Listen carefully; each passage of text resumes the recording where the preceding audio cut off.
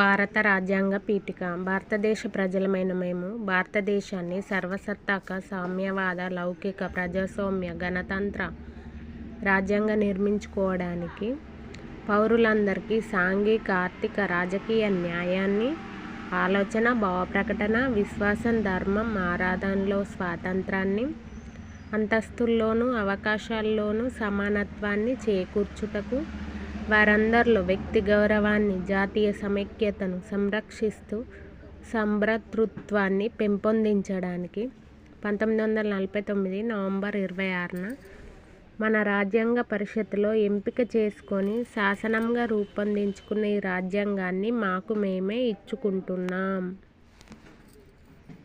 1949 November 26న రాజ్యాంగం ఆమోదించబడింది. 1950 జనవరి 26న అమల్లో